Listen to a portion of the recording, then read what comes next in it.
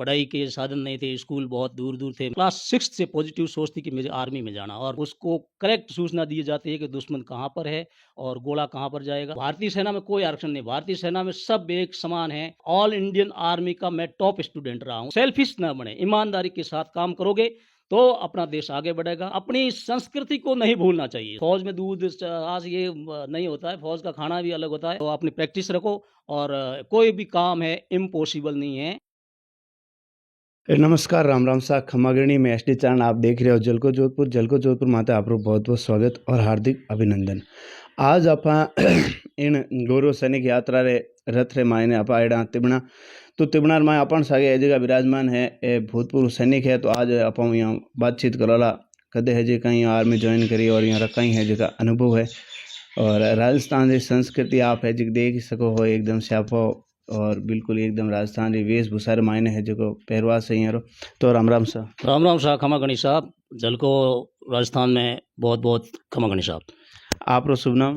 मारा नाम साहब चंपाराम है, चंपाराम नायक हूँ। मैं भूतपूर्व सैनिक आर्मी हूँ, सूबेदार मेजर एंड ऑनरी कैप्टन से रिटायर हूँ। मैं कोर ऑफ सिग्नल हूँ, बिलोंग करूँ हूँ। और कोर ऑफ सिग्नल है जो संसार दिया करे, अपनी कम्युनिकेशन दिया करे आर्मी में, और जो अपने सिविल में कम्युनिकेशन दिया करे बीएसएनएल है, बाकी जो एयरटेल है उसी तरफ से। आप रो है जो शुरुआती बचपन है जो बचपन में पढ़ाई कटे कहीं करी? साहब शुरुआती बचपन है वो तो आप समझ ही रहे हो, गांव के लोग हैं हम, और बहुत ही कठिन टाइम था।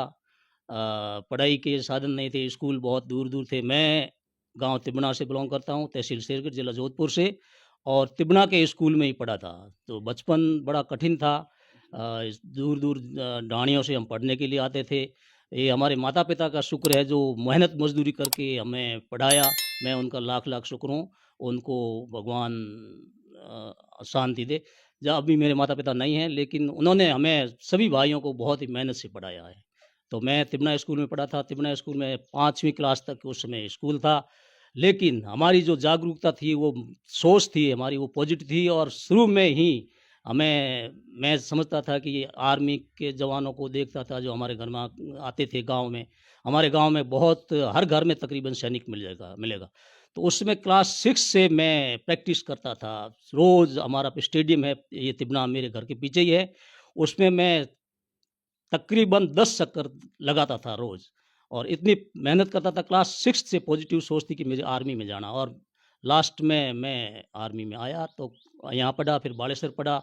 और ये हमारे को जो सोच थी वो मेरे गुरुजी थे मास्टर रणजीत सिंह जी, और हमारे जो प्रिंसिपल है निर्मल सिंह जी, उनके साथ मैं प्रैक्टिस करता था। ये आप है जगह आर्मी कद ज्वाइन करी? मैं आर्मी 1983 में जॉइन किया था, और मैं कोर ऑफ सिग्नल में मेरा ट्रेनिंग जबलपुर में चला था। और ट्रेनिंग टेक्निकल ट्रेनिंग है। मैं बाय ट्रेड रेडियो मैकेनिक हूँ, और जो वायरलेस वगैरह सेट वगैरह में बैठता था, कम्युनिकेशन का काम है हमारा। और मैं गोवा में भी रहा। कम्युनिकेशन में जहाँ युद्ध है जन युद्ध पहले है जगह इन्फॉर्मेशन आप है जगह आपरी टुकड़ी ने मुहैया कराया करो। तो बातचीत हूँ, गाँव में है समाचार, बातचीत के थ्रू प्रॉब्लम सॉल्व कराऊँ।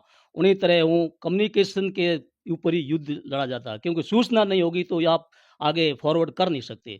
तो जहाँ आगे टुकड़ी रहती है, उसको करेक्ट सूचना दी जाती है कि दुश्मन कहाँ पर है और गोला कहाँ पर जाएगा। ये सब सूचना के ऊपर ही होता है साहब।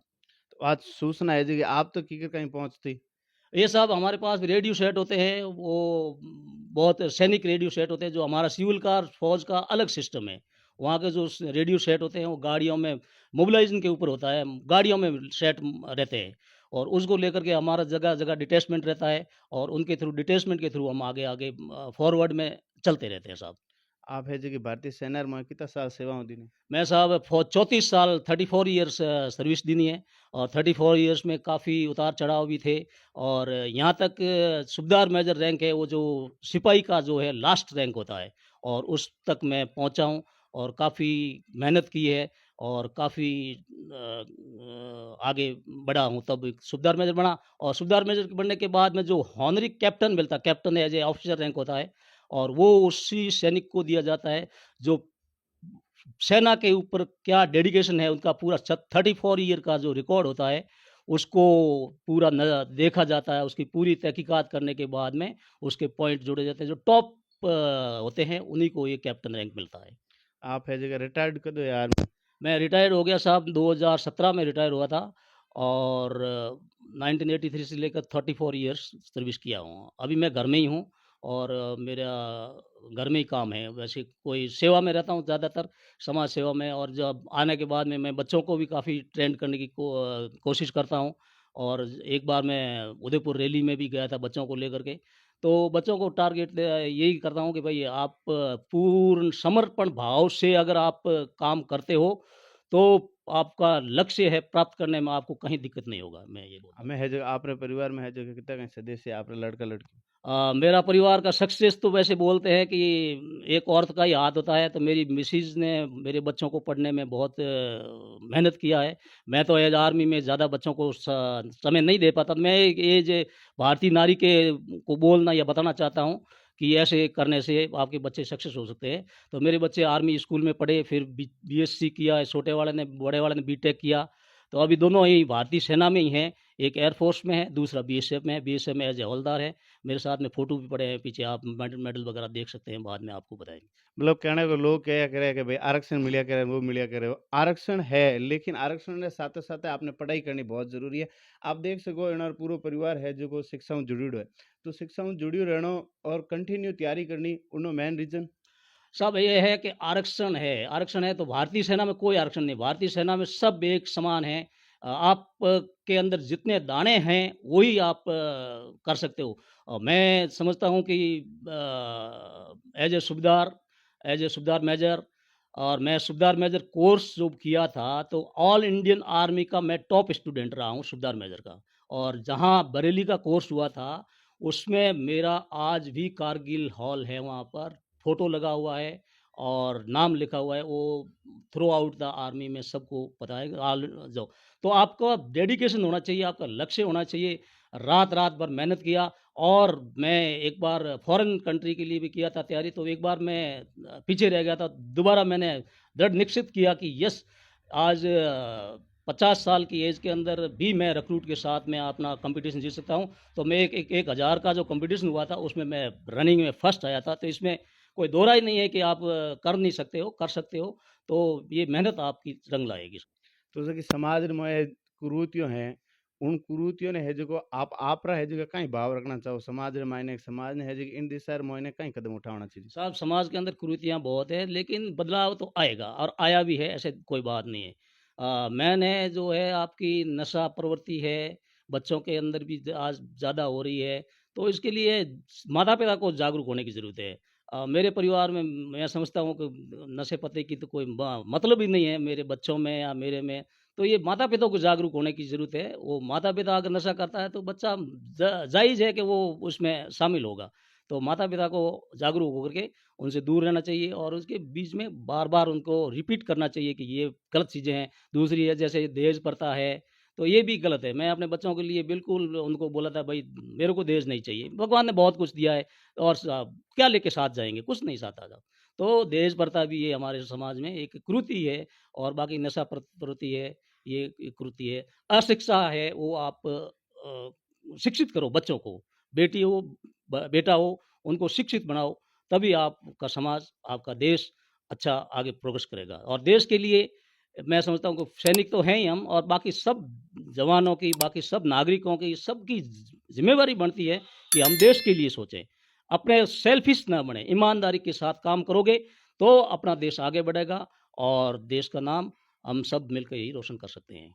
आप है जो कि राजस्थानी वेशभूषा रे मायने हो, तो आपने है जो कि राजस्थानी वेशभूषा रो है जो कदम कहीं शौक लाग्यो बचपन में? साहब मैं आर्मी में था तब से भी धोती और कुर्ता रखता था।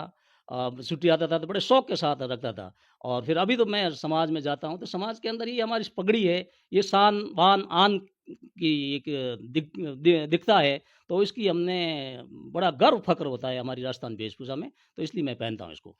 राजस्थान रा युवा है जगह तीनों बहुत दूर भाग रही है, उन कहीं संदेश देना? सब अपनी संस्कृति को नहीं भूलना चाहिए। संस्कृति है अपनी मर्यादा को बनाए रखने में आप रहो। हाँ, काम कर रहे हो चाहे फ़ॉरेन में कर रहे हो, कहीं भी कर रहे हो, उसमें कोई दिक्कत नहीं है। आप क्या कर रहे हो, एजुकेशन कितना है, उससे क्या मतलब है। लेकिन अपनी वेशभूषा को मत भूलो कि ये अपनी भाषा को मत भूलो।